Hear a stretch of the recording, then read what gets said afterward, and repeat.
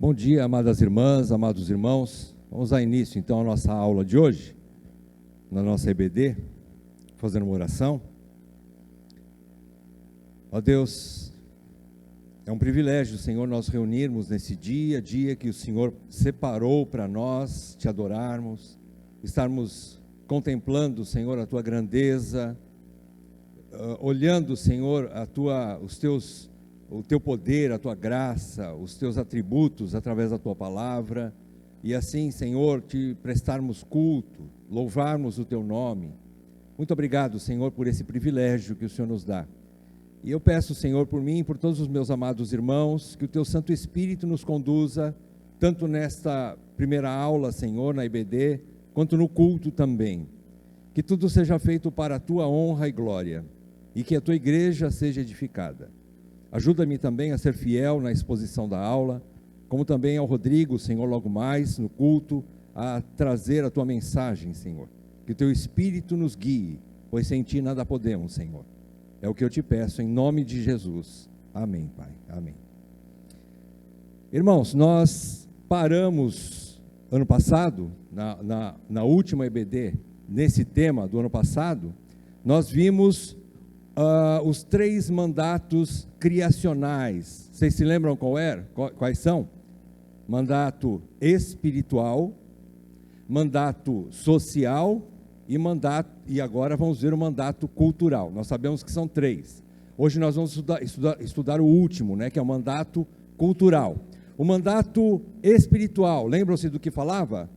Nosso relacionamento com Deus. É o maior que rege os demais. Esse é o cabeça dos 3 mandatos criacionais, onde nós devemos, como nessa pirâmide aqui nós podemos ver, Deus em primeiro lugar, encabeçando o nosso relacionamento, e desse relacionamento com Deus depende todos os outros relacionamentos da vida humana. Não há nenhum outro relacionamento que foge da abrangência desse maior, que é o relacionamento com Deus. Depois nós vimos também o mandato social, que é a ordem de Deus de viver em sociedade, não isoladamente, mas em família, igreja, sociedade, relacionando-se com o próximo.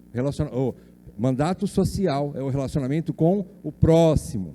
E o terceiro, não menos importante do que o segundo, é o mandato cultural, onde o homem, nós vamos ver hoje, o homem se relaciona com a criação, com um propósito. Nós vamos ver hoje também qual é o propósito desse mandato cultural, ok? Então, olhando para essa pirâmide, a gente tem mais ou menos a ideia de como Deus estruturou a vida humana. Assim o homem deveria viver, ok? Vamos lá. Então, hoje o tema é mandato cultural. Estamos aqui na 4ª aula, na verdade é 5ª aula, né? E vamos falar sobre mandato cultural. Bom, o que é? Em resumo, vamos fazer um resumo do que significa, do que seria mesmo o mandato cultural, ok? Em resumo, o mandato cultural é a habilidade que Deus concedeu ao homem, estou falando de Adão, e obviamente se estende a toda a sua raça, né? Por assim dizer, Adão e a humanidade, ok? Então, é a habilidade que Deus concedeu ao homem para trabalhar e extrair recursos da natureza, visando o seu bem e do próximo, além de influenciar a cultura ao seu redor para a glória de Deus e para a expansão do reino de Cristo. Então, o mandato cultural não se limita somente ao que o homem produz, recursos para a sua sobrevivência, que nós chamamos popularmente de trabalho. Nós trabalhamos para sustentar nossas famílias, sustentar o próximo, manter uma sociedade suprida. Mas é também o suprimento a nível de ordem, de colocar as coisas nos devidos lugares, de manter a ordem no mundo, manter a ordem no ambiente onde nós vivemos, ok? Então isso é um mandato cultural. Vamos ver aí, abra sua Bíblia em Gênesis 1, versículo 28. Gênesis 1, 28. Nós vamos ver o primeiro ponto aqui da ordem de Deus dentro desse tema mandato cultural. A primeira ordem que Deus deu a Adão, né, no versículo 28 do capítulo 1. E Deus os abençoou e lhes disse. O que Deus disse para Adão e Eva? Perceberam? Que aqui os abençoou. Então ali já a presença do casal, ok? Então, Deus os abençoou e lhes disse: sede fecundos, multiplicai-vos e enchei a terra. Aqui falando primeiramente do mandato social, e você vai perceber que o mandato social, ele meio que se mescla com o mandato cultural, tá bom? Vocês vão ver algumas semelhanças, algumas interposições entre o mandato social e o cultural, ok? Então, primeira ordem de Deus é que eles vivessem em família, sede fecundos e multiplicai-vos e enchei a terra. Mas depois Deus manda uma outra ordem, Deus dá uma outra ordem, e sujeitai-a, dominai sobre os peixes do mar, sobre as aves dos céus, e sobre todo animal que rasteja pela terra. Então, essa segunda parte, do sujeitai-a para frente, Deus deu essa ordem ao homem, para que ele governasse o mundo, ou o ambiente que Deus criou. Era uma incumbência do homem tomar conta do seu mundo, do mundo criado por Deus, da criação, ok? Ele deveria ser o governador. Perceberam as duas palavras aqui? Sujeitai-a e dominai. Praticamente a mesma, são quase que sinônimos, né? Sujeitar é colocar algo debaixo do seu governo, né? Sujeitar a alguém, é colocar alguém debaixo do seu cuidado. E dominar é a mesma coisa, né? Ter domínio sobre a criação, tá? Aí, vamos ver aí o capítulo 2 de Gênesis, versículo 15. O reforço de Deus. Tomou, pois, o Senhor Deus ao homem e o colocou, aqui já especificamente a Adão, tá? Tomou ao homem e o colocou no jardim do Éden para o cultivar e guardar. Então, se no primeiro ponto, capítulo 1, versículo 28, Deus dá a ordem ao homem para governar, para sujeitar e dominar a terra, falando de governo, aqui ele dá a ordem, Deus dá a ordem para cultivar e guardar, que significa desenvolver mecanismos para a preservação da terra, isso é guardar. E desenvolver também é cultivar, é tirar proveito dela, é cultivá-la a ponto de que ela se mantenha, ou ele deveria mantê-la em ordem, né, por assim dizer, e consequentemente o homem iria desfrutar dela, tá? Desfrutar da terra, ou do que havia na época, né, à disposição do homem. Então, vemos aqui a ideia de governo, primeiramente governo, sujeitai-a e dominai, capítulo 1, versículo 28 de Gênesis, tá? Primeiramente a ideia de governo, autoridade e submissão. Irmãos, autoridade e submissão sempre existiram no mundo, desde a eternidade passada. Uai, mas o homem foi criado no tempo e no espaço. Sim, mas a autoridade e submissão existe na divindade, na trindade. Na trindade já existia a ideia de submissão e autoridade. Então é algo eterno, e Deus pela imagem e semelhança que Ele impôs, ou Ele implantou no homem, Ele transferiu também a mesma ideia de governo, a mesma ideia de tomar conta, de governar, de ter alguém que cuide de outros. Sempre foi assim. Então hoje está banalizada a ideia de autoridade, mas a igreja não entra nessa marcha desenfreada, contra a ideia de não, ninguém domina sobre mim, por cima de mim só o Boeing da Varig, nem existe mais Varig, né? Tá, o avião aí da TAM, também não existe TAM, qualquer outro, Latam, pode ser a Latam. Então, a ideia de autoridade e submissão é bíblica, e nós precisamos resgatar isso. Na verdade, nós nem deveríamos ter perdido como cristãos, porque essa ideia sempre existiu, nas famílias, na igreja e na sociedade. Vejam as escolas como é que estão. A ideia de que a professora hoje não tem quase nem a autoridade de poder pedir para a sala ficar quieta para poder dar uma aula competente, por exemplo, uma aula boa, não é? Então, existe essa dificuldade. Pai e mãe hoje, quando vai disciplinar filho, corre o risco do vizinho escutar e denunciá-lo, e ele pode ir preso, né? Ou pode pelo menos sofrer alguma sanção do governo.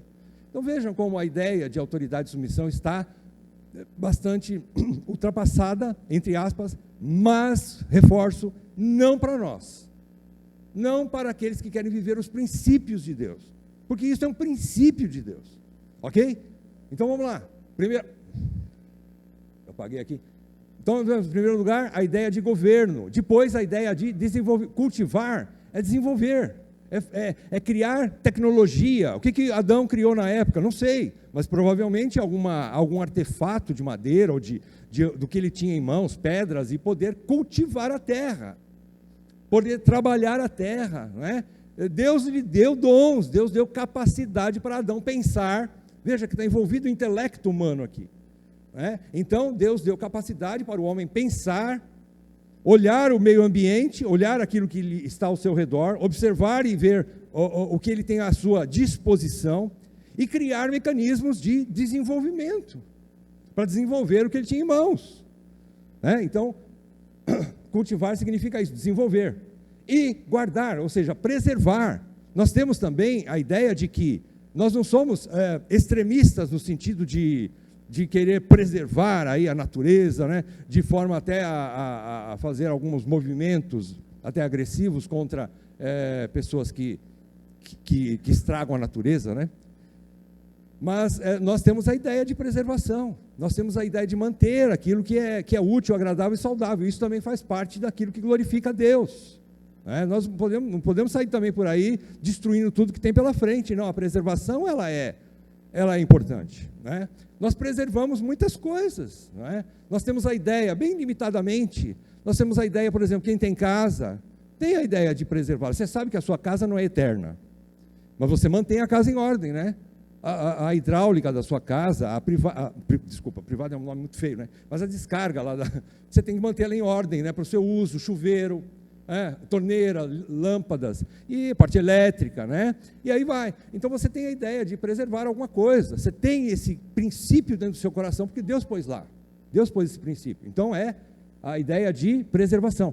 O homem deveria cuidar, ou seja, gerenciar o mundo criado como vice-regente de Deus. Eu já expliquei isso na primeira aula. Quando nós falamos de antropologia bíblica, nós vemos que Deus transferiu a imagem dele ao homem, dando capacidade a ele para ser o seu representante legal diante da natureza criada. É o homem que é a coroa da criação, como nós dissemos na época, né? Explicamos bem isso aí.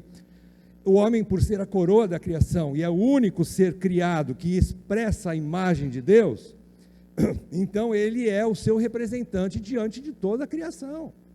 Vejam que graça, que coisa maravilhosa que Deus nos concedeu. Só o homem tem capacidade de se relacionar com Deus.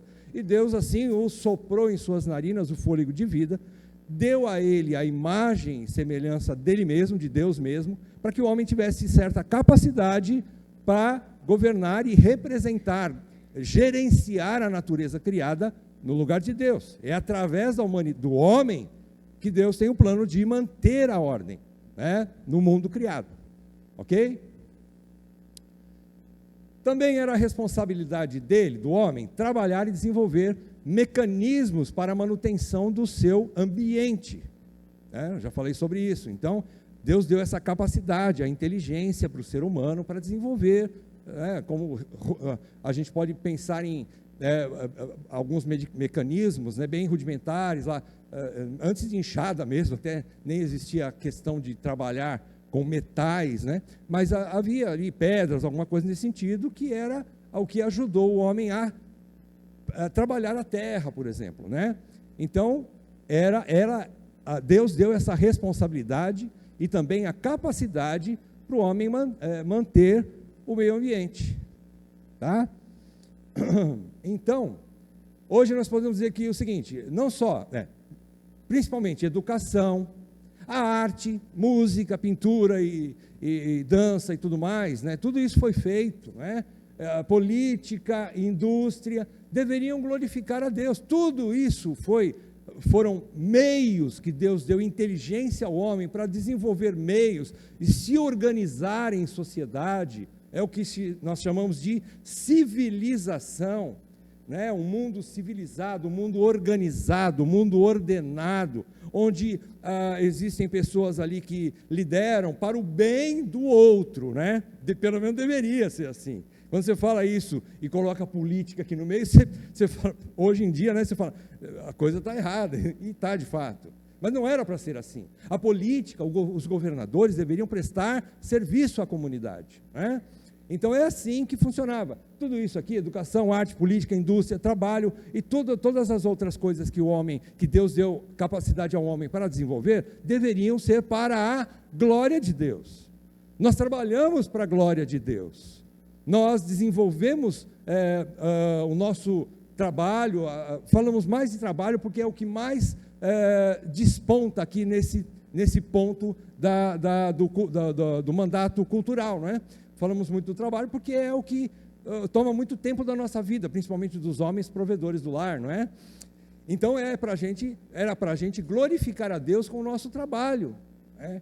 E colocando sempre Deus em primeiro lugar, a família em segundo, Deus em primeiro, a família em segundo lugar, não é? A sociedade, família em segundo lugar, e o trabalho em terceiro. Se nós invertermos isso, colocarmos, por exemplo, trabalho no lugar da família, nós vamos morrer, nós vamos destruir a família, e nós não estamos glorificando a Deus. Então, tudo isso tem que ser colocado em ordem, não é? Como aquela pirâmide que nós vimos no início, ok? Avançando. Então, o mandato cultural, portanto, o mandato cultural desenvolve-se por meio de dons, talentos ou vocações concedidos ao homem pelo Criador. Deus deu essa capacidade ao homem. É lógico, eu não posso olhar para um grande pianista, por exemplo, e dizer assim, eu acho que eu tenho esse dom e vou lá tocar piano. Não vai sair nada.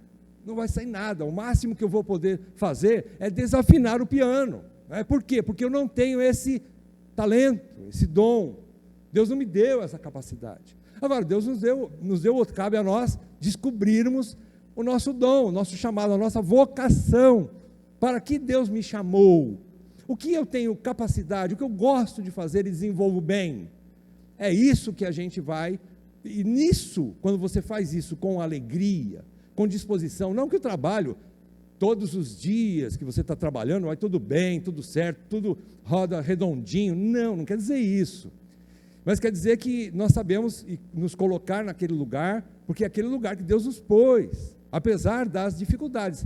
As dificuldades que nós sofremos no trabalho, vou avançar um pouquinho num ponto que eu vou tratar depois, mas eu já vou avançar um pouquinho.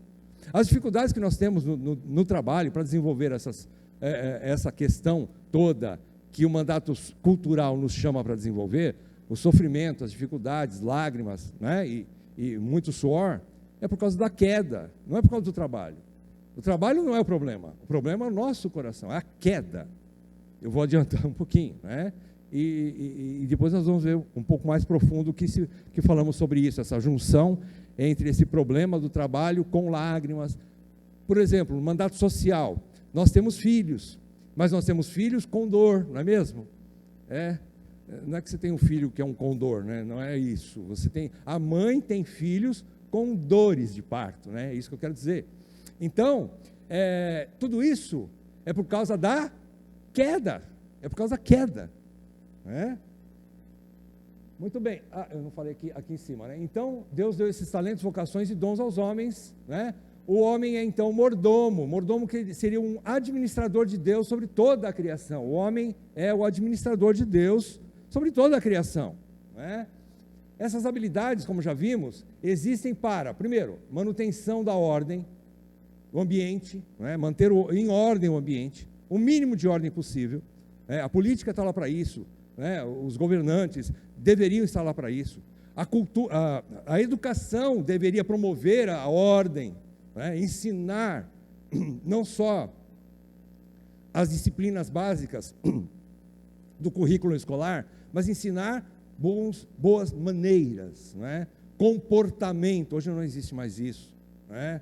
Deveria, mas não tem mais. E, aliás, nem no lar tem às vezes, né? Então, a manutenção da ordem. Depois também, essas habilidades servem também para o desenvolvimento de um mundo habitável, não é? Um mundo onde a gente tem um mínimo de conforto e condições de sobrevivência, né?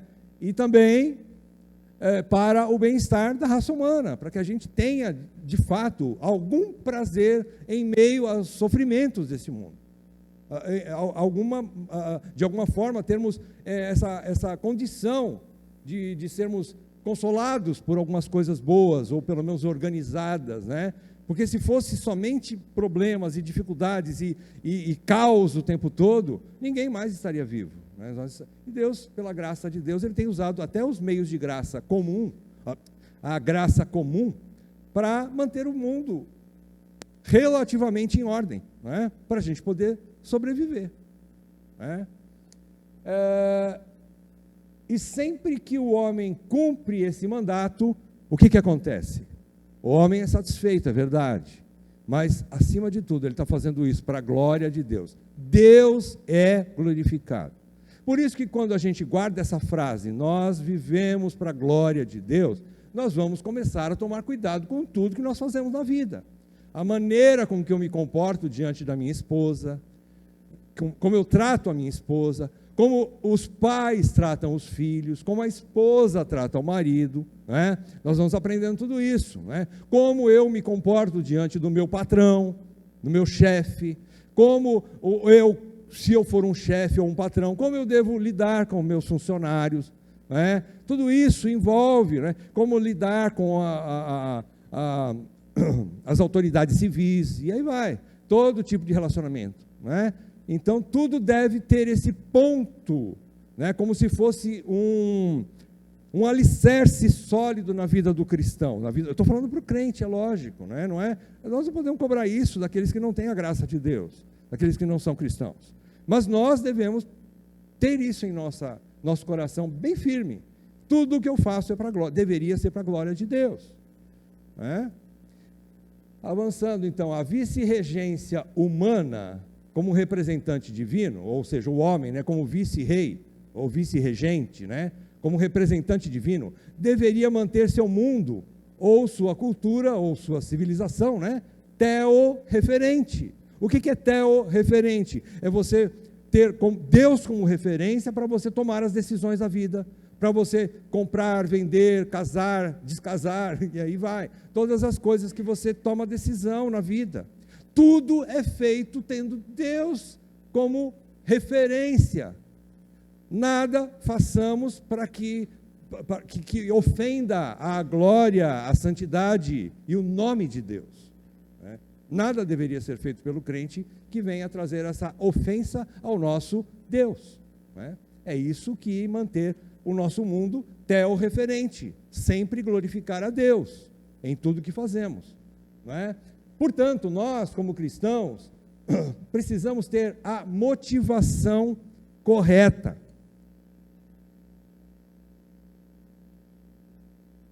A motivação correta. Ou seja, nem com ganância, vamos tratar, como eu falei para vocês, o que mais desponta aqui dentro do mandato cultural é o trabalho, o que nós desenvolvemos, né, para a manutenção do mundo, o que nós fazemos, a vocação que Deus nos deu, ok. Então, dentro disso, falando do trabalho, né? Nem com ganância, trabalhando para satisfazer somente o nosso ego, ou seja, colocando o trabalho em primeiro lugar, fazendo disso, né, a sua motivação maior de vida, ou colocando fora dos princípios, trazendo confusão para dentro de casa, trazendo perdas para dentro de casa, porque a gente pode ganhar muito dinheiro com ganância, né? Mas a gente pode perder uma família. O que é mais importante? É isso que Deus nos ensina nos seus princípios, né? Então, não com ganância, o extremo da ganância, trabalhando excessivamente para satisfazer somente o ego ou outras coisas, mas também, no outro extremo, nem com mediocridade, deixando de fazer aquilo que você deveria, ou mediocridade, não se preparando intelectualmente, por exemplo. né? Não se preparando intelectualmente e se satisfazendo com o mínimo necessário para a sobrevivência. Por exemplo, nós não podemos dizer, eu vou pôr a família em primeiro lugar, aí eu começo a relaxar no meu trabalho, não desenvolvo o meu trabalho, não vou em busca de estudos, de capacitação intelectual para poder desenvolver melhor o meu trabalho, para poder galgar, né, de uma forma coerente, é lógico, né? Não é pecado você desejar promoções no seu trabalho, ganhar um pouco mais e se preparar para isso. Às vezes a gente quer, eu preciso ter um salário tanto. Mas você não estuda, não vai atrás de buscar recursos para isso, conhecimento, né? Qual empresa, por exemplo, né? Vamos tirar um exemplo, qual empresa que colocaria uma pessoa sem preparo? Nem na igreja deveria acontecer isso, né? Uma pessoa sem preparo não está preparada para aquilo que ela foi chamada, ou pelo menos o que ela quer, né? Pode falar, Rodrigo.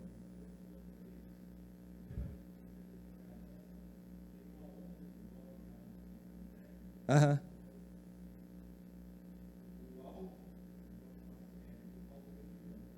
Primeiro milhão. Aham. Aham. Uhum. Sim. Da ociosidade.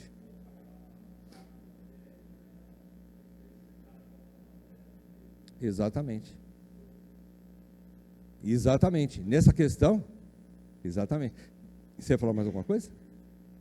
Nessa questão dos jovens nos nossos dias, de ou ter um extremo ou ter o outro, especialmente esse outro, né? Do jovem não ter entusiasmo, não ter uma disposição para trabalhar, fazer alguma coisa, queridos, a culpa é dos pais. Os pais não colocam essas crianças para fazer trabalhos caseiros logo cedo, não ensinam as crianças tipo assim, vamos lavar um banheiro, arrumar seu quarto, tira a mesa após o almoço, enfim, tarefas familiares simples vão desenvolver pessoas com responsabilidade. E essas pessoas, esses jovens com responsabilidade, vão desenvolver alguns critérios que são bons, não é? Para que eles cresçam na vida como um profissional, por exemplo. Quantos de nós aprendeu logo cedo? Isso não é ruim. A gente quer, às vezes, poupar o filhinho e nós estamos criando uma cobra dentro de casa. Não é? A gente tem que tomar alguns cuidados com isso. Isso é muito sério, e é isso mesmo. Então, não partindo para a ganância e nem tampouco para a mediocridade. Tem gente que quer ganhar dinheiro e tal, mas não se prepara. Voltando a falar sobre isso. Queridos, o cristão, ele deve desenvolver tudo que ele faz, ele deve desenvolver com excelência. Fazer o melhor que ele puder. Eu não estou falando com isso, que ele tem que também ficar louco, aí ficar, né, neurótico, nunca está bom, e ser um perfeccionista. Nós não estamos pregando o perfeccionismo, nós estamos pregando a excelência. Nós estamos pregando o que é bom, fazer da melhor forma, dentro da capacidade que Deus, da condição e capacidade que Deus lhe deu. Isso é bom, isso glorifica a Deus. Nós deveríamos ser assim. Isso chama a atenção da comunidade ao nosso redor. Porque quando vê alguém desenvolvendo bem o seu trabalho, com certeza alguém vai ficar interessado. E é a hora de você apresentar o Evangelho. Eu faço isso o melhor que eu posso, para a glória do meu Deus em primeiro lugar. Isso é evangelizar através da vida que você tem. Os puritanos faziam isso. Nós vamos ver no próximo capítulo, aí, na próxima aula, nós vamos ver alguma coisa sobre a mentalidade puritana com relação ao trabalho. Vai ser muito interessante essa aula. Já estou fazendo a propaganda, né? Então vamos lá. Spoiler. Tá bom. Bem, queridos, eu queria que você observasse especialmente esses textos aqui, fechando a nossa aula de hoje. Provérbios, o sábio nos deu orientações muito importantes na questão do mandato cultural, por exemplo, e especificamente quanto ao trabalho. O sábio, você sabe o que eu estou falando, né? O sábio é Salomão. Salomão nos ensina coisas preciosas e está registrado nas Escrituras. Por exemplo, eu compilei somente alguns versículos para a gente ver um extremo e o outro, disso que eu acabei de falar, sobre a ganância e sobre a mediocridade, né? Então vamos lá. Provérbios 23, 4 e 5. Não te fatigues para seres rico, não apliques nisso a tua inteligência. Porventura, fitarás os olhos naquilo que não é nada? O que não é nada? O que Salomão está dizendo aqui que não é nada? O que é? Riquezas. As riquezas, na ótica de Salomão, não é nada. Salomão disse isso porque ele foi um cara pobre, ele não tinha nada, não é?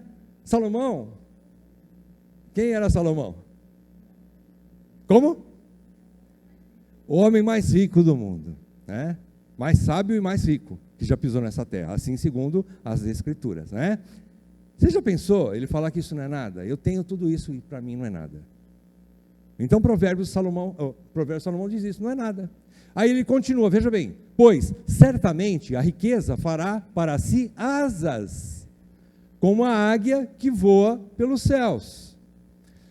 Quando você está com uma águia na sua mão, segurando, beleza, ela está sob o seu controle, mas vai chegar uma hora que ela vai ficar muito grande, e se você não soltar, ela vai levar você junto, ela vai dominar você. Se a riqueza dominar você, como uma águia que domina, né, você está perdido, porque isso chama-se idolatria, é o que Jesus condena em Mateus capítulo 6, ele diz que é impossível servir a dois senhores, ou você vai amar a um e aborrecer o outro, ou o inverso. E depois ele conclui, é impossível servir a Deus e às riquezas, mamon, é impossível, ok? Então, Salomão dá a primeira dica, não seja ganancioso, ambicioso, não seja ambicioso, demais, não é? Mas Salomão também escreve isso daqui, olha que coisa linda. Salomão era um cara, era uma espécie de um biólogo na época, ele conhecia os animais, ele observava a natureza e conhecia muita botânica e também conhecia muito da fauna da sua época, né? E ele olhou para quem? Para o menor animalzinho que tinha na frente dele, como é que chama-se? Formiga. Ele olhou a formiga e disse assim, vai ter com a formiga, ó, quem? Preguiçoso, você que vive mediocremente, de forma medíocre, não desenvolve, preguiçoso, cara que não quer trabalhar, sabe? Antigamente meu pai e minha mãe falavam, braço curto, ó, não quer trabalhar, tem braço curto, parece um tiranossauro rex. Se o Bernardo tivesse aqui, ele ia falar, é isso aí. Ah, ele está aí. Então, braço curto, sabe aquele cara que não quer desenvolver, ele só quer ganhar, mas não faz por onde, né? Não planta, mas quer colher. Então, ele fala, vai ter com a formiga, ó preguiçoso, considera os seus caminhos e ser sábio, não tendo ela, a formiga, chefe, nem oficial, nem comandante. No estio, na época da seca, prepara o seu pão, na cega ajunta o seu mantimento, ou seja, ela trabalha bastante, o suficiente para se manter. Ela não perde tempo, ela é sábia, ela sabe os tempos, as épocas, as estações. Sabendo as estações, ela sabe a hora de poder recolher, porque depois vem a hora difícil do inverno, onde ela não vai poder sair para fora, e ela vai ter que comer o que ela já armazenou. Então ela antecipa, ela tem inteligência para isso, né? Ela desenvolve os mecanismos dela, né? Do seu ambiente. Então, ó preguiçoso, até quando ficarás deitado? Quando te levantarás do teu sono? Um pouco para dormir, um pouco para tosquenejar é espreguiçar, né? Dar aquela espreguiçada naquela cadeira gostosa, né? E fica lá o dia inteiro e não faz nada, né? Um pouco para tosquenejar, um pouco para encruzar os braços em repouso. Assim sobrevirá a tua pobreza como um ladrão, e a tua necessidade como um homem armado, ou seja, como um ladrão que chega de repente. A pobreza vai chegar na casa do preguiçoso de repente. Ele pensa que ele está bem ali, ele vai como um sanguessuga, né? Ele depende de papai, de mamãe, né, dos irmãos, alguma pessoa que supre, e ele vai empurrando com a barriga, aquela coisa toda, aquela preguiça toda, não desenvolve, não sai de casa, né? E ele acha que vai ficar assim o resto da vida. Deus vai pôr um fim nisso. Ele vai pôr uma situação onde vai ser repentinamente, ele não vai ter como escapar, né? Então, queridos, a gente tem que guardar isso no nosso coração. Vamos fazer o melhor para Deus. Vamos desenvolver as nossas carreiras, não é? Vamos estudar, vamos buscar recursos, não é? Conhecimento, para a gente poder fazer o melhor. Se já se preparando muito bem para o mercado de trabalho já é difícil, imagine quando você não busca esse tipo de desenvolvimento. Fica bem mais complicado, não é mesmo? É interessante isso. Se a gente não se desenvolve, as coisas não caem do céu nesse sentido. Deus já deu para você, o que tinha que cair do céu já caiu. O que caiu para você? Você é imagem e semelhança de Deus, você tem inteligência, você tem capacidade, Deus já te deu, agora você vai desenvolver o dom, desenvolver o talento, buscar recursos, buscar conhecimento, né? Para a sua satisfação, para a satisfação do seu próximo, da sua família e, acima de tudo, para a glória de Deus. Amém?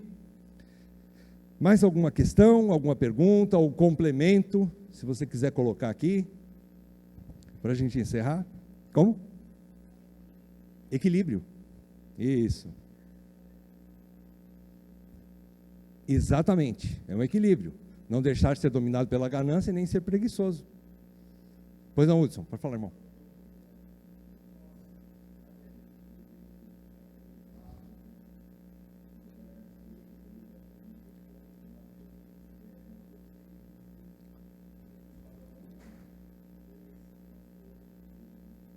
Isso, aham.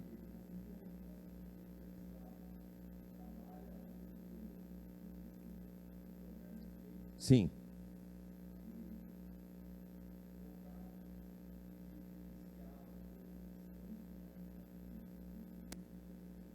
Justamente, é.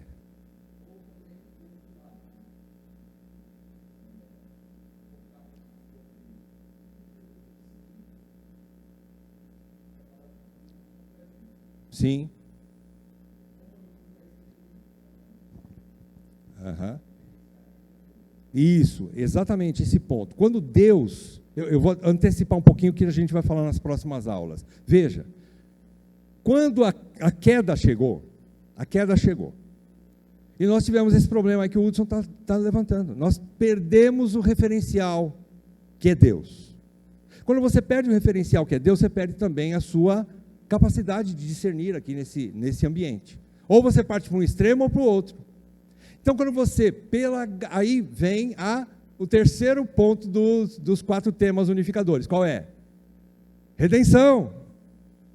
Jesus Cristo redimiu, nos deu de novo o Espírito Santo, que nos dá capacidade de ter. Quem dá domínio próprio para o homem? O Espírito Santo. Então, uma vez redimido, a gente consegue fazer isso, esse equilíbrio que o irmão Hudson está levantando. Ansiedade nós temos, agora eu não posso viver ansioso, não é? Então a ansiedade para buscar essas coisas, ela é uma forma de Deus trabalhar no nosso coração, para a gente não partir nem para um extremo e nem para o outro. Então quem vai me dar esse equilíbrio? O Espírito Santo. Ele redimiu o trabalho. Na verdade ele não redimiu o trabalho, né? Ele redimiu a minha vida, a sua vida. Então, com essa redenção, novamente, eu tenho capacidade de ter um raciocínio onde Deus é minha referência, onde não mais o trabalho, que me dá ansiedade, é referência maior, nem a família para eu sustentar, nem a comida, e nem as roupas, né? Isso não pode ser a referência, mas eu vou olhar para Deus. Primeiramente, entendendo que Deus está restaurando, lógico, ainda não de forma definitiva, mas Ele está restaurando e Ele já está concedendo o seu olhar misericordioso para com quem? Para com a sua igreja. Se eu sou parte da igreja e Cristo, Deus em Cristo, é o pastor dessa igreja, então eu posso dizer, nada me faltará. Pela fé, Nós não vivemos pelo que nós vemos. Nós vivemos pelo que nós não vemos. Mas nós sabemos que o Senhor proverá. Vai haver situações na vida do crente que ele vai dizer assim: agora acabou. Eu não tenho mais emprego, não tenho mais um centavo no bolso, nem no banco, não tenho mais comida na geladeira, acabou. Se você é cristão e se você é filho, Ele vai prover. Ah, mas irmão, como é que você prova isso? Eu não provo. Eu creio. Às vezes as coisas não se provam fisicamente, mas eu creio que Deus suprirá. Por quê? A história nos dá também, biblicamente falando, a história nos conta de todos os filhos de Deus, desde Adão até o último na Bíblia, que Deus não deixou faltar o necessário para nenhum. Eu posso confiar nesse Deus. É isso que o crente vai confiar, para não ter esse desequilíbrio, bem colocado pelo meu irmão Hudson. Não cair no desequilíbrio da ansiedade extrema, porém existe uma preocupação que é justa e boa. Então, dentro dessa preocupação, eu vou mexer os meus braços, minhas pernas, minha mente, meu intelecto para desenvolver, para ir em busca de alguma coisa, não é? E também para não ficar na ociosidade, não é? Um descanso excessivo, achando que tudo cai do céu, porque não é. Porque da mesma forma que Jesus ensina que nós não devemos estar ansiosos de coisa alguma, Ele também ensina que qual de nós que vai para uma guerra e não se prepara antes? Qual de nós que vai construir uma casa que não faz as contas primeiro? Ou seja, ele se prepara, ele faz por onde, né? Então nós temos que ter esse equilíbrio. Não sei se eu respondi, irmão Hudson. Fé, irmãos, a nossa vida é pela fé. Pois não, irmão? Sim. Sim.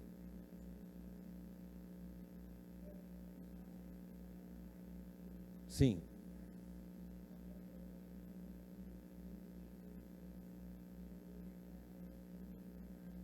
Uhum.